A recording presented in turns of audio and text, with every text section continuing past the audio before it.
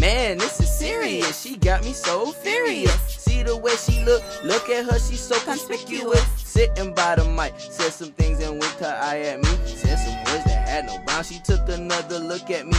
Beauty and brains, man, she got me going crazy. Talking about the hottest topic, man, she really know what's poppin'. Come and have something with us, no rush, no hesitation. Be inspired, empowered, free your imagination.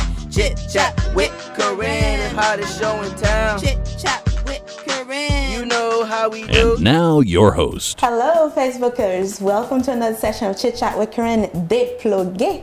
Today we have with us Mecca, aka Grimo. How are you doing? Welcome to the show. I'm great. And yourself?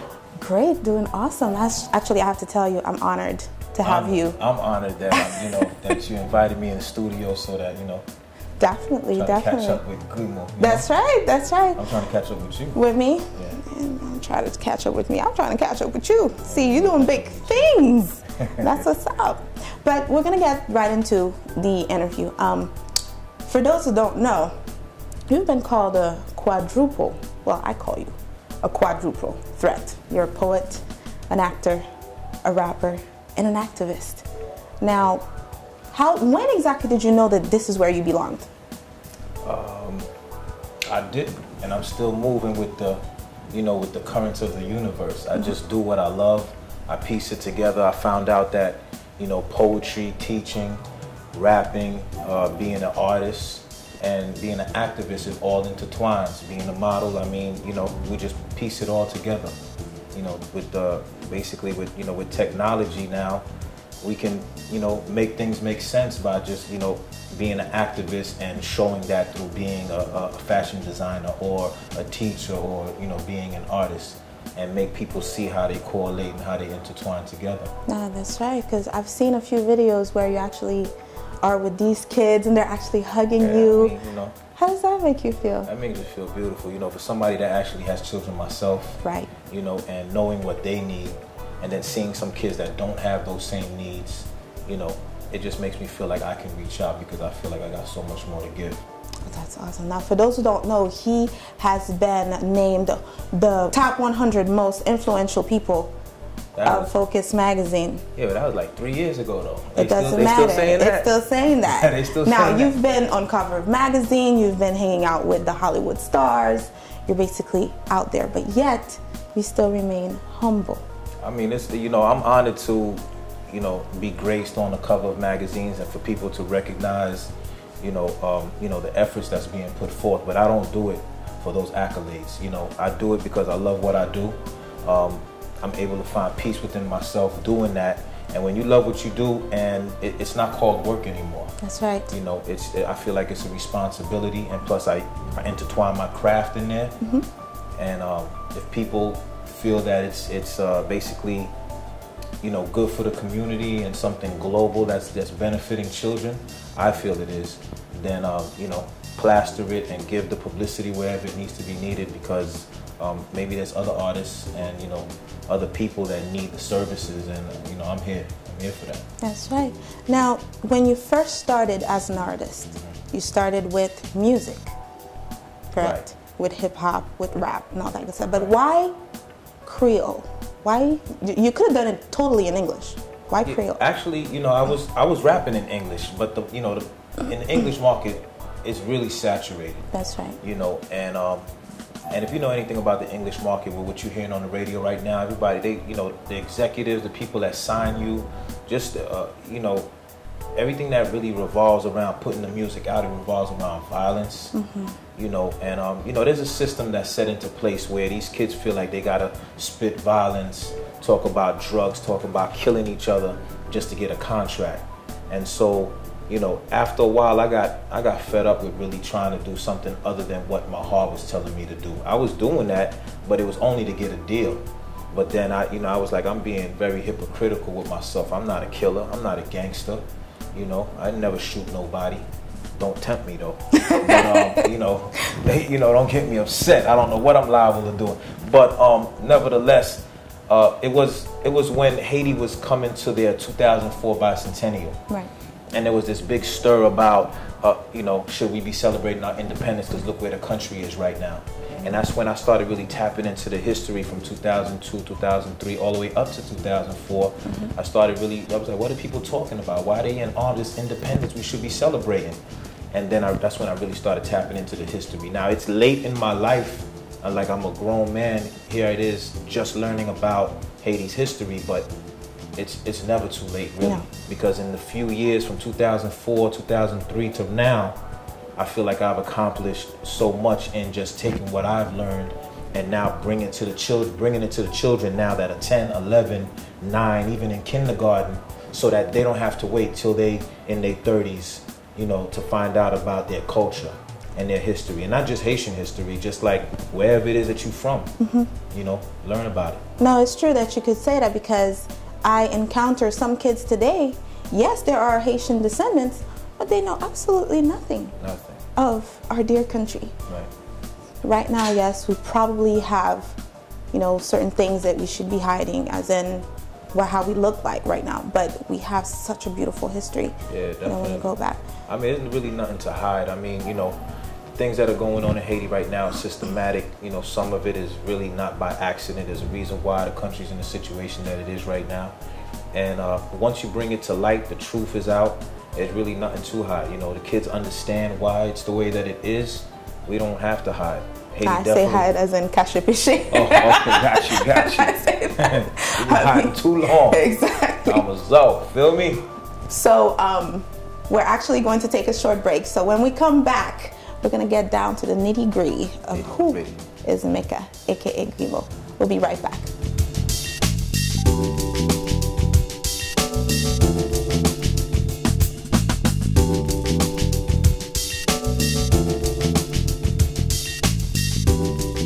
Welcome back to Chit Chat with her and Unplugged. Again, I want to remind you that we bring you the same show, well, not the same show, but Chit Chat with her and Unplugged every week. And definitely give us our comments and suggestion at chitchat@lcstudios.tv. And again, we have with us Grimo. If I should call you Grimo or just Mecca? You call me Grimo. You know, now the name has extended so long because of, you know, it's Mecca, aka Grimo, aka Pigwo Chef, aka Mr. Nukila, aka Gorilla Grimo Mandingo. Is that me? You know what I mean? Okay. Where did the Mandingo come from? You know what? Don't even answer that, because I don't think well, it's not what you think, though. Oh, okay. Mandingo's a warrior. See? You know, and they don't think think our light-skinned brothers is warriors. You know, the warriors you think of like dark-skinned African brothers, but there was some Grimo Mandingos too. Okay, feel me? So well, I'm representing for the Grimo Mandingos. Feel me? Yeah, but then again, our minds. Yeah, we gotta get our minds straight. Feel me? So bring it back. Yeah, bring it back. Bring it back. So, Grimo. Yes. I've seen that you've starred in certain Haitian movies, such as Kidnapping and Disturbed, which I actually went to see the viewing. Right. You were. You liked it? Yes. Yes, I did. I even wrote a blog about it. Yeah, I saw the blog. That's Thank you very much. You're welcome. Peace and love, no doubt. But now you landed a role in Burn Notice. You're actually right there in Hollywood. So, I mean, you've been in Hollywood, but I'm just saying, you know, now we're going to get to see you more in American movies and all that good stuff. So, yeah, how does that make you feel? I mean, it makes me feel great that there's progress. I'm not in Hollywood yet. I'm still in Hollywood. Hollywood. You're a little Hollywood, you feel me? Okay. Not Hollywood yet, but, you know, chemin à faire, you know what I mean? I'll be there soon. But, you know, Burn Notice is something that's being filmed here. What happened is in Florida, where we stay at, there's a, you know, they're giving tax break to, you know, people doing films here. So a lot of more films are coming down in Florida, and it just happens to be where I stay at. And so I'm able to go to castings and, you know, and just, you know, seek for the opportunity. I put my best foot forward anytime I come through the door and let the directors see who they dealing with. You know, it's mind, body, soul. It's a complete package. That's right, but I see that wherever you go, you always rep your city, always rep your country. Got to. That's right. Yeah, got to. That's where I get my power. That's where I get my powers from. That's right. The young fella force. You feel me? Right. You even got the red watch on right here. You know, with the blue jeans. With the blue jeans. You know what I mean? All the time. All the time. IT. But for a busy man like you, how do you separate your personal life? And, you know, I know you have your family man. So how do you separate your personal life from all this limelight? You know, before I used to separate it, but now it's like I involve my kids. They come to the shows. when I write, sometimes they're there, sometimes they're in the studio. So there's really no separation. I'm the person who I am. It's just a holistic embodiment of what I do. My kids come to some of the activists, demonstrations that take place, so that they understand that, that dad is really fighting for a cause. And so, as they growing up, you either stand for something or you're gonna fall for nothing. That's right. And so they have to understand that. They come to the shows, they listen to the words, they're on the set when I'm doing my acting thing or when I go to castings. So if they needed to go to castings also, they know what to do because they see dad do it, and I give them little pointers. I bring them to castings too. That's awesome. Yeah, I brought my brother to I brought my son to a casting the other day, and they wanted him to dance, and he was like, nah, I'm not dancing. Yeah, he said, I'm not dancing. It's like he's not a dancer. Nah. He's an actor, though. He said he wasn't going to do Sambo. I commended him a little bit for that, but it was still $1,000 that could have went in our pocket though. But the dignity of not just dancing, just to dance, just to be like a clown, at least he knew the difference. But everything is together for me now. Right. It wasn't before, and that's how things fall apart. That's right.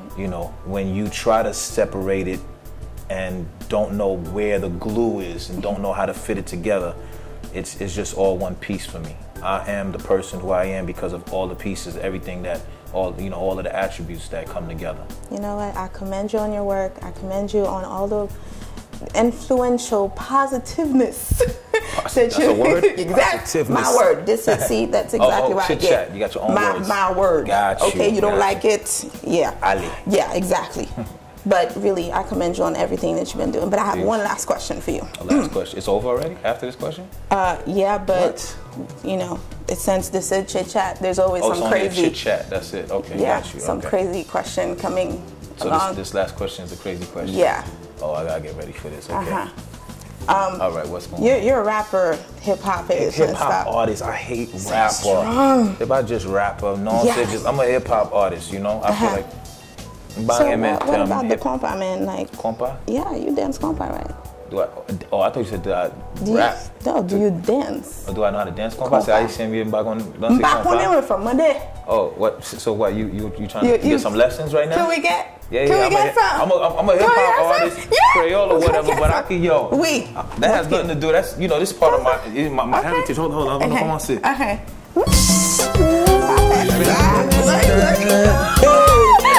We just chit-chatting right now. Oh my God. Okay. Hold on. Let me hold up the sleeve right quick. So you can touch that right there. Oh, that's what. Yo, they can hate. Tell the haters. Hi, hater. Bye, hater. Bye, hater. We have to close the show. But again, thank you so much for making the show and actually dancing with me. So we'll see you next week for another session of Chit Chat.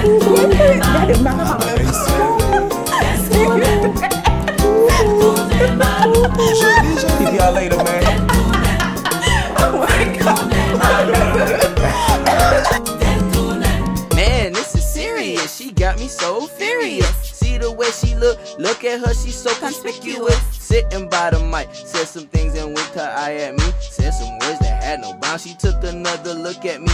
Beauty and brains, man, she got me going crazy. Talking about the hottest topic, man, she really know what's poppin'. Come and have some fun with us, no rush, no hesitation. Be inspired, empowered, free your imagination. Chit Chat with Corinne, hottest show in town. Chit Chat with Corinne. You know how we